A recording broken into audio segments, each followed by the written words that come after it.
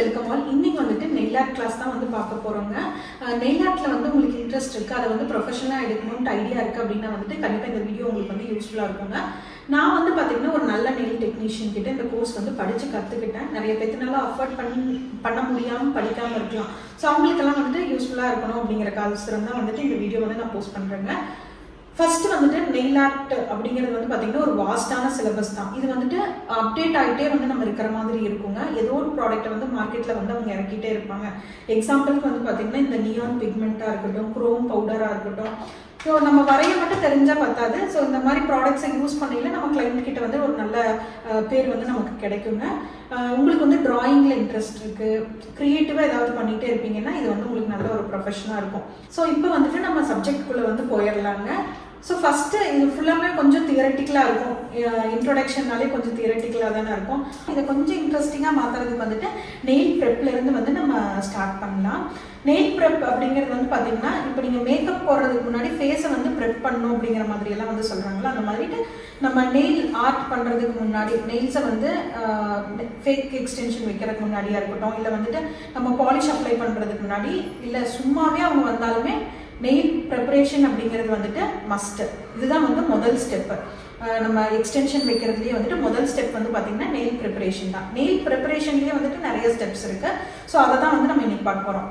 இன்னும் 2 இயர்ஸ் அப்படிங்கிற இல்லை 1 இயர்லேயே வந்து பார்த்தீங்கன்னா நம்ம நார்மலாக மெகந்தி போடுற மாதிரி, மேக்கப் போடுற மாதிரி ஏதாவது ஃபங்க்ஷனுக்கு போகல நெயில் ஆர்ட் பண்ணிட்டு போகிறது அப்படிங்கிறது வந்துட்டு ரொம்ப காமன் ஆகிடும். ஸோ இது வந்துட்டு நல்ல ஒரு பூம் ஆகிட்டு இருக்கிற ப்ரொஃபஷன் தான். இதை நீங்கள் கெரியராக சூஸ் பண்ணலாம். அது வந்து ஒன்றும் தப்பு வராது. ப்ரைடல் ஒர்க்கெல்லாம் வந்து பண்ணுறீங்க அப்படின்னா வந்துட்டு இது ஒரு எக்ஸ்ட்ரா ஆட் ஆன் மாதிரி நீங்கள் ஆட் பண்ணிக்கலாம். எப்போவுமே வந்துட்டு நம்ம ஒரு எக்ஸ்ட்ரா சர்வீஸ் கொடுக்கல நம்ம கிட்ட தானே வந்து வருவாங்க. ஸோ அந்த மாதிரி இருக்கிறதுக்கு வந்துட்டு இப்போ தான் நீங்கள் வந்து ப்ரைடல் ஒர்க் வந்து ஸ்டார்ட் பண்ணுறீங்க அப்படின்னா இதை வந்துட்டு நீங்கள் உங்கள் பேக்கேஜில் ஒரு எக்ஸ்ட்ராவாக கூட வந்து ஆட் பண்ணிக்கலாங்க. இதுவே வந்துட்டு ஒரு ப்ரொஃபஷனலாகவும் எடுத்து பண்ணலாங்க. பட் இதில் வந்துட்டு ஸ்டார்டிங்கில் வந்து பார்த்திங்கன்னா கொஞ்சம் நமக்கு வந்து காசு கம்மியாக தான் வந்து பார்க்க முடியும். அதுக்கப்புறம் நம்ம பேருக்கு ஏற்ற மாதிரி வந்துட்டு நம்ம பேர் எடுக்கிறதுக்கு ஏற்ற மாதிரி வந்துட்டு நம்ம இதில் வந்து நல்லா சம்பாதிக்க முடியும். ஆனால் வந்துட்டு பார்த்தீங்கன்னா இதுக்கு வாங்குற ப்ராடக்ட்ஸ் வந்துட்டு ரொம்ப காஸ்ட்லியாக இருக்கும். அதான் நான் சொன்ன மாதிரி இது வந்து மினிமமே வந்து 10,000 ரூபாய் நம்ம இன்வெஸ்ட் பண்ணுற மாதிரி அப்படிங்கிற மாதிரி நான் சொல்லியிருப்பேன். 10,000 ரூபாய்ங்கிறதே வந்து கொஞ்சம் ஜாஸ்தியான அமௌண்ட் தானே. பிராண்டடாக வந்து நீங்கள் எல்லா ப்ராடக்ட்ஸுமே வந்து நல்ல பிராண்டடாக வாங்குற மாதிரி இருந்ததுன்னா கண்டிப்பாக ஒரு 30,000 ஆகிடுங்க. சாதாரணமாக நம்ம சொல்கிறோம் நெயில் ஆர்ட் தான் அப்படின்னு சொல்லிட்டு, ஆனால் வந்து 30,000 ரூபாய் இன்வெஸ்ட் பண்ணுற மாதிரி இருக்குங்க. எல்லாமே வந்து நல்ல ஒரு பிராண்டில் வந்து நம்ம வாங்கல.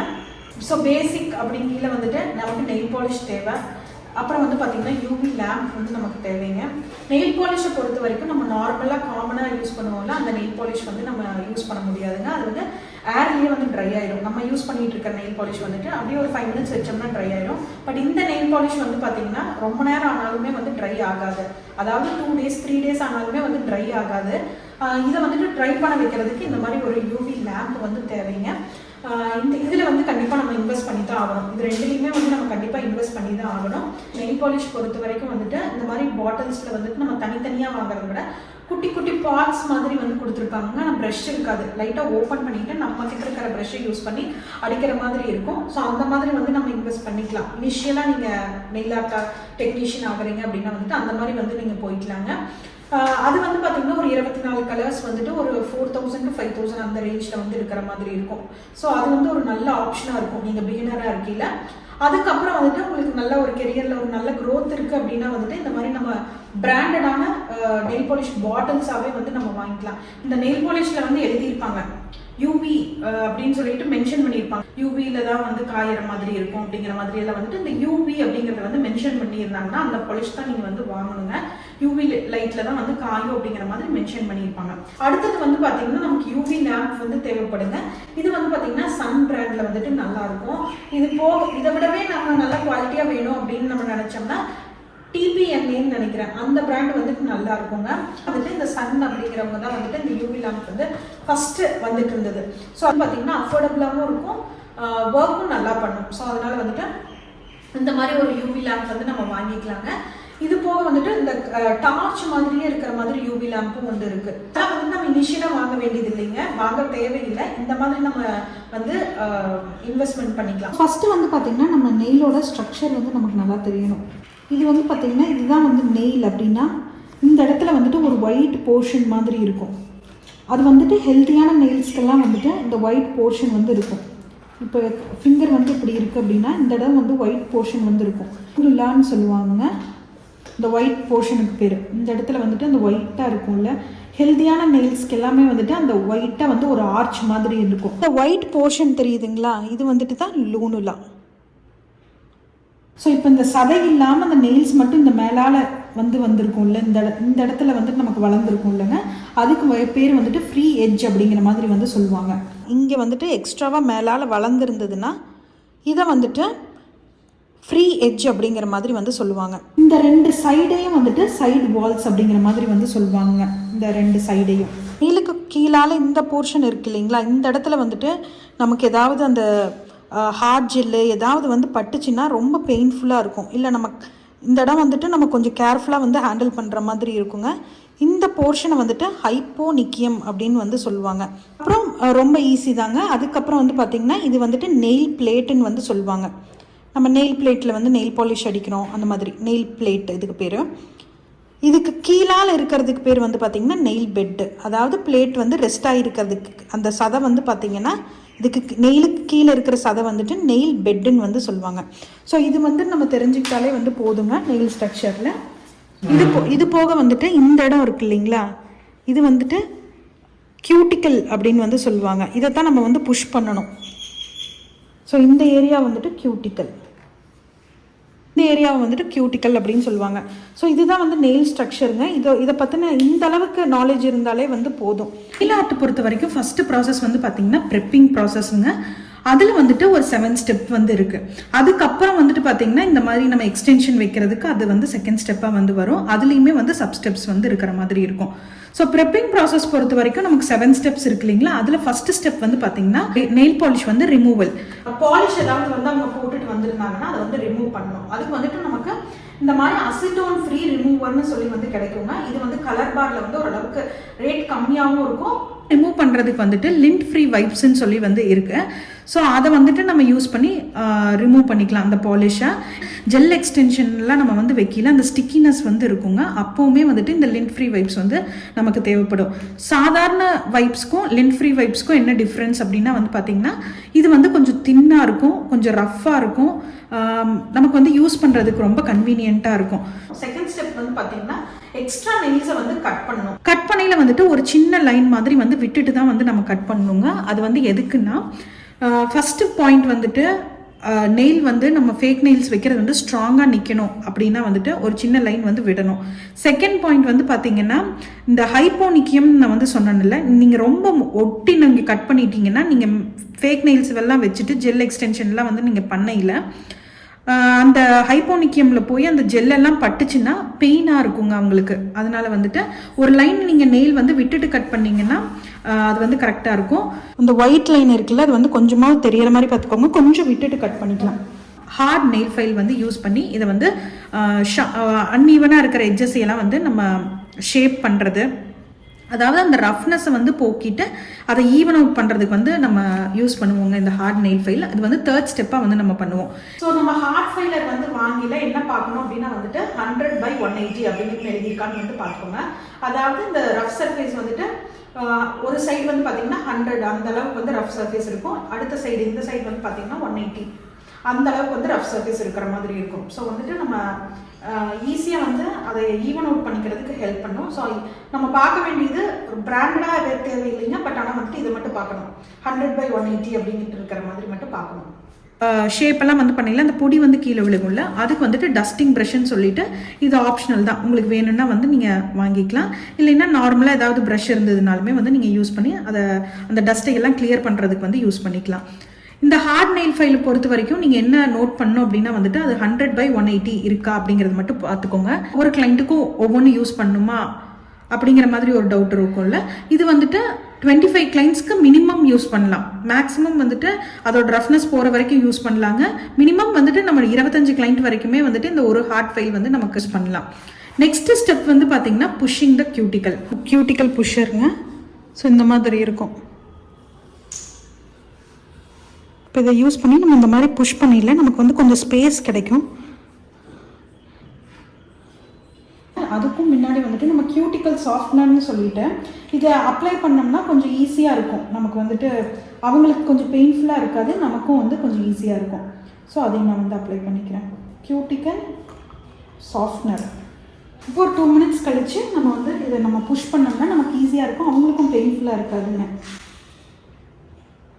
ஓகே, நான் ஆல்ரெடி வந்துட்டு இந்த கியூட்டிக்கல் புஷர் வந்து உங்களுக்கு காமிச்சிருப்பேங்க. அதில் வந்துட்டு இந்த ஏரியா, இந்த ரெட் லைன் மாதிரி இருக்குல்ல, இந்த ஏரியாவை வந்துட்டு நம்ம புஷ் பண்ணணும்.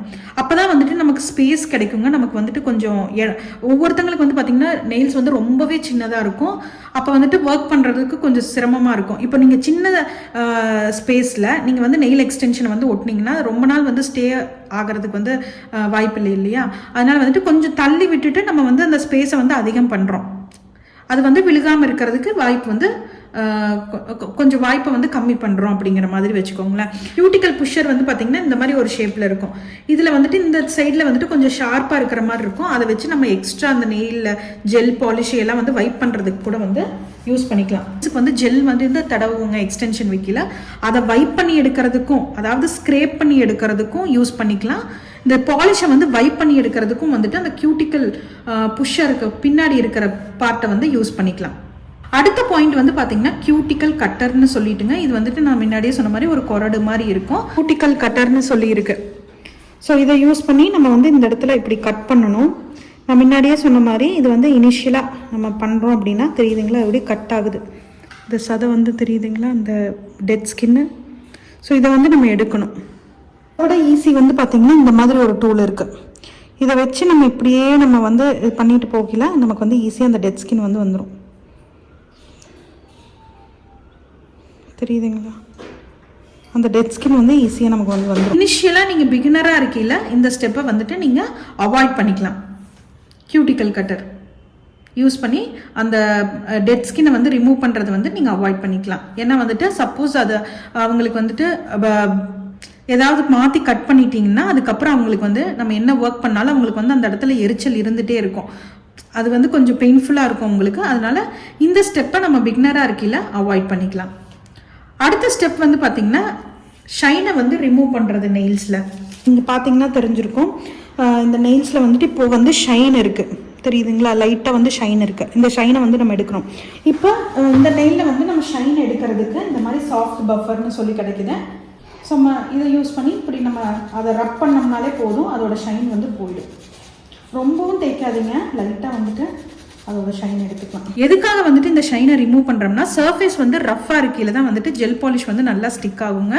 ஜெல் எக்ஸ்டென்ஷனுமே வந்து நல்லா ஸ்டிக் ஆகணும்னா இந்த ஷைனை வந்துட்டு நம்ம நெயில்ஸ்லேருந்து ரிமூவ் பண்ணணும். நம்ம வந்துட்டு இந்த ஹார்ட் ஃபைலர் யூஸ் பண்ணியே ஷைனை எடுக்கலாம். பட் ஆனால் வந்துட்டு இது கொஞ்சம் ரொம்ப ரஃப்பாக இருக்கிறதுனால நீங்கள் ரொம்ப போட்டு அழுத்துனீங்கன்னா அது தோலே வந்து தெரிகிற மாதிரி ஆகிடும். ஒரு சாஃப்ட் பஃபரை யூஸ் பண்ணி நம்ம வந்துட்டு அந்த ஷைனை வந்து எடுக்கலாம். ஷைனை எடுத்ததுக்கு அப்புறம் ஃபைனல் ஸ்டெப் வந்து பார்த்தீங்கன்னா டீஹைட்ரேட்டர் வந்து அப்ளை பண்ணுறதுங்க.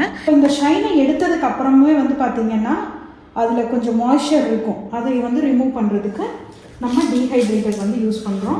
இது அப்ளை பண்ணையிலேயே வந்து பார்த்தீங்கன்னா நல்லா சில்லுன்னு இருக்கும். இந்த ஷைனை வந்துட்டு ரிமூவ் பண்ணாலுமே ஸ்டில் வந்து மாய்ஸ்சர் வந்து நெயிலில் இருக்கும், அதையுமே வந்து எடுக்கணும். அதுக்காக தான் வந்து இந்த டீஹைட்ரேட்டர் வந்து நம்ம யூஸ் பண்ணுறோங்க. நம்ம அப்ளை பண்ணோம்னா நெயில்ஸ் வந்து கொஞ்சம் ட்ரை ஆகிடும். அதுக்கப்புறம் நம்ம வந்து ஒர்க் பண்ணுறதுக்கு வந்து ஈஸியாக இருக்கும். பேசிக்காக வந்து பார்த்தீங்கன்னா இந்த 7 ஸ்டெப் தாங்க ப்ரெப்பிங் ப்ராசஸில். இதுக்கப்புறம் தான் வந்துட்டு நம்ம மெயினாக வந்து எக்ஸ்டென்ஷனுக்கே வந்து போகிறோம். எக்ஸ்டென்ஷன் பொறுத்த வரைக்கும் பார்த்தீங்கன்னா நிறைய எக்ஸ்டென்ஷன் இருக்குங்க. ப்ரெஸ் ஆன் இருக்குது, ஜெல் எக்ஸ்டென்ஷன் இருக்குது, அக்ரலிக் வந்து நம்ம போகலாம். அக்ரலிக்கெல்லாம் வந்து பார்த்தீங்கன்னா பார்த்தாலே ஒருத்தவங்களுக்கு வீக் நெயில்ஸ் மாதிரி இருக்கும். அந்த மாதிரியெல்லாம் இருக்கிறவங்களுக்கு நம்ம வந்துட்டு அக்ரலிக் நெயில்ஸ் வந்து போகலாம். இது போக வந்து பார்த்தீங்கன்னா பாலி ஜெல் இருக்குது, ஃபைபர் கிளாஸ் இருக்குது.